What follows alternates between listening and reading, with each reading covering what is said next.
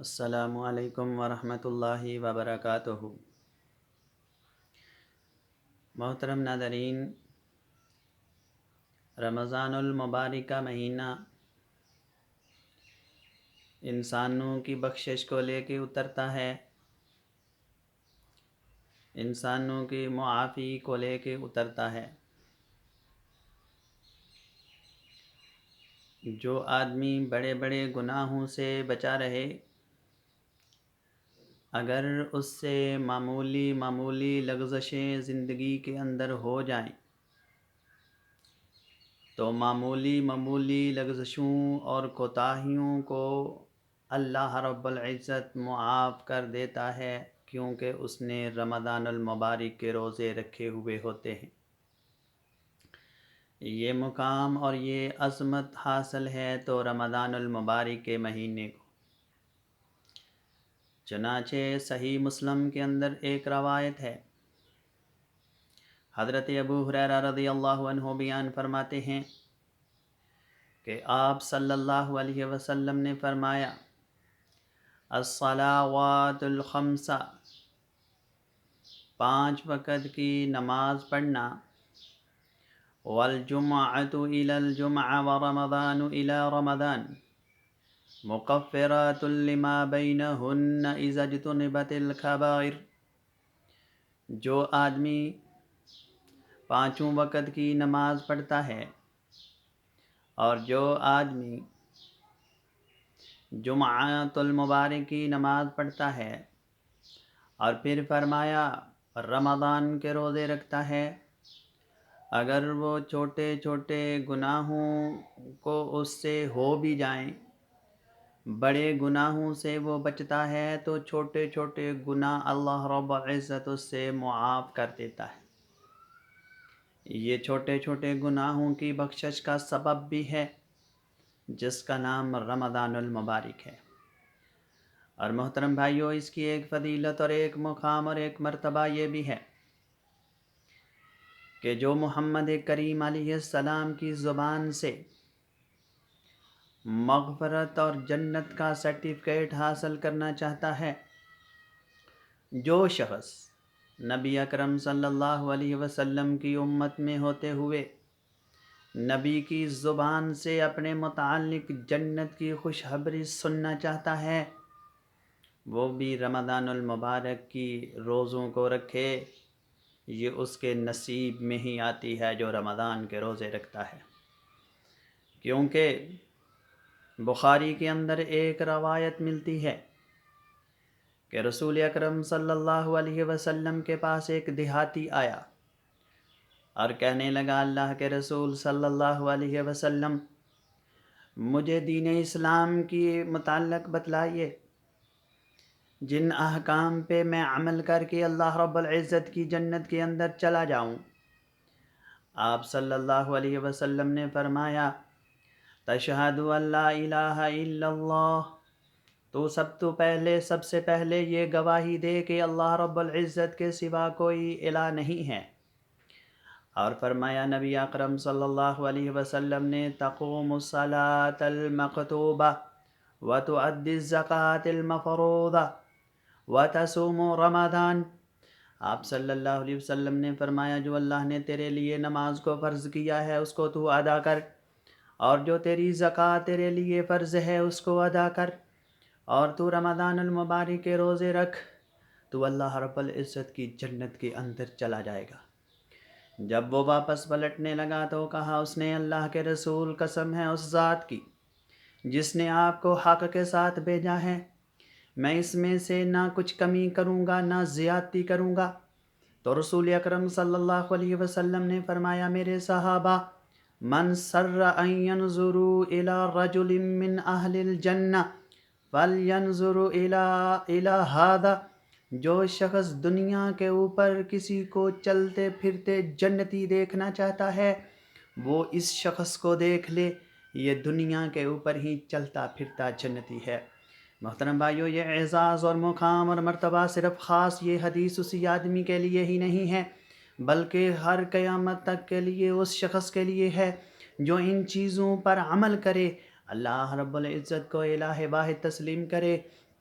اور فرض نماز کو ادا کرے، جو اللہ نے اس پر فرض نماز کی ہے 5 وقت کی وہ ادا کرے، اور پھر زکوٰۃ ادا کرے، رمضان کے روزے رکھے، وہ شخص سمجھ لے کہ وہ دنیا میں ہی چلتا پھرتا اللہ رب العزت نے اس کو جنت دے دی ہے، وہ دنیا کے اوپر ہی جنتی ہے، چلتا پھرتا جنتی ہے۔ اور ایک اعزاز اور ایک مقام رمضان المبارک کو یہ بھی حاصل ہے کہ رمضان المبارک کے روزے رکھنے والے کے حق میں قیامت کے دن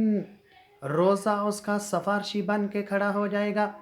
جب اس کے متعلق کوئی جرم ثابت ہو جائے گا، ہے تو اللہ والا تھا، ہے تو نیکیاں کرنے والا، ہے تو بڑا ہی اللہ رب العزت کو منانے والا، رب کا خوف اپنے دل میں رکھنے والا، لیکن کوئی ایسا جرم اس سے ثابت ہو گیا ہے کہ اب اس کی چھٹکارا اور اس کی معافی نہیں ہے، تو اس روایت کو امام احمد ابن حنبل رحمۃ اللہ علیہ نے بیان فرمایا جو آدمی گناہ کی وجہ سے، کسی جرم کی وجہ سے قیامت کے دن پکڑا جائے گا، اس کی سفارش کے لیے رمضان کے روزے کھڑے ہو جائیں گے،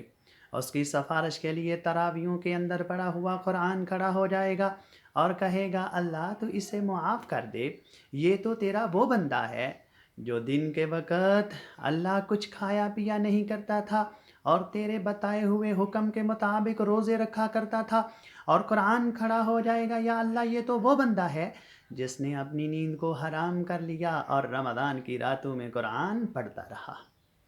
اور محترم بھائیو، ایک اعزاز اس رمضان کو یہ بھی حاصل ہے، ایک اعزاز اس رمضان کو یہ بھی حاصل ہے کہ جو اس کے روزے رکھے وہ بندہ صدیقوں کے اندر اس کا شمار ہوگا، شہداء کے اندر اس کا شمار ہوگا۔ سبحان اللہ سبحان اللہ، صدیقیت کا مرتبہ اور مقام حاصل کرنے کے لیے بڑی محنت اور بڑی کوشش درکار ہے۔ پتہ کس کو صدیق کا مقام ملا؟ ابو بکر صدیق رضی اللہ عنہ کو یہ اعزاز اور یہ مقام ملا، اور صدیق اس کو کہتے ہیں جو ہر شریعت کی بات کی تصدیق کرے، اگرچہ اس کی عقل تسلیم کرے نہ کرے، لیکن وہ ہر شریعت کی بات کو سچ سمجھتے ہوئے اس پہ عمل کرتا ہے، تو اس کو صدیق کہتے ہیں۔ جیسے ابو بکر صدیق رضی اللہ عنہ تھے، جب آپ صلی اللہ علیہ وسلم معراج کے واقعہ کو بیان کر رہے تھے تو ساری دنیا آپ صلی اللہ علیہ وسلم کو جھٹلا رہی تھی، لوگوں کی عقل تسلیم نہیں کر رہی تھی کہ راتوں رات آپ صلی اللہ علیہ وسلم کیسے مسجد حرام سے لے کر مسجد اقصیٰ تک اور پھر مسجد اقصیٰ سے لے کر سدرۃ المنتہا تک کیسے پہنچ گئے، اور کسی نے کہا ایسا ہو سکتا ہے، ابو بکر نے کہا نہیں، اور کسی نے کہا پھر تیرا ہی دوست محمد یہ بات کہتا ہے، تو ابو بکر نے کہا اگر محمد کہتے ہیں تو یہ بات بالکل سچ ہے، تو آپ نے فرمایا ابو بکر صدیق ہے۔ محترم بھائیو، آپ صلی اللہ علیہ وسلم نے صدیقیت کا رتبہ اس شخص کو دیا جو رمضان المبارک کے روزے رکھے۔ ایک شخص آیا اور کہنے لگا ارائیتا، اے اللہ کے رسول صلی اللہ علیہ وسلم کیا خیال ہے آپ کا اگر میں گواہی دوں اشہد ان لا الہ الا اللہ وانک رسول اللہ، میں گواہی دوں کہ اللہ وحدہ لا شریک ہے اور آپ اللہ کے سچے رسول ہیں، تو اے اللہ کے رسول صلی اللہ علیہ وسلم وقمت صلاۃ المفروضہ، اور میں جو فرض نماز ہے اس کو ادا کرتا ہوں، وصمت رمضان، اور میں رمضان کے روزے رکھتا ہوں، وادیت الزکوٰۃ، اور میں زکوٰۃ کو ادا کرتا ہوں۔ اللہ کے رسول صلی اللہ علیہ وسلم، میرا رب قیامت کے دن کن لوگوں میں میرا شمار کرے گا، کن لوگوں کے اندر قیامت کے دن میرا شمار ہوگا اور کن لوگوں میں میں اٹھایا جاؤں گا؟ آپ صلی اللہ علیہ وسلم نے فرمایا اے میرے صحابی من الصدیقین والشہداء، تو قیامت کے دن صدیقوں میں سے اٹھایا جائے گا، تو قیامت کے دن شہداء میں سے اٹھایا جائے گا۔ اس روایت کو امام ابن خزیمہ رحمۃ اللہ علیہ نے اپنی کتاب کے اندر درج فرمایا۔ محترم بھائیو، یہ اعزاز اور یہ مقام رمضان المبارک کو حاصل ہے کہ دنیا کے اوپر اگر کوئی چلتا پھرتا آدمی جنتی دیکھنا ہو تو وہ رمضان المبارک کا روزے رکھنے والا ہی ہو سکتا ہے۔ اگر کوئی صدیق اور شہداء کے اندر اپنا شمار کروانا چاہے تو وہ رمضان المبارک کے روزے رکھنے والا ہی ہوتا ہے۔ اگر کوئی اپنے چھوٹے چھوٹے گناہوں کی بخشش اور معافی کروانا چاہے تو وہ رمضان المبارک کے روزے رکھنے والا ہی ہوتا ہے، اور اگر کوئی کسی جرم کی وجہ سے پکڑا جائے تو اس کو اپنی معافی کی ضرورت ہے، تو وہ پھر رمضان المبارک کے روزے رکھے۔ اللہ سے دعا ہے اللہ کہنے والے اور سننے والوں کو عمل کی توفیق عطا فرمائے۔ وما توفیقی الا باللہ۔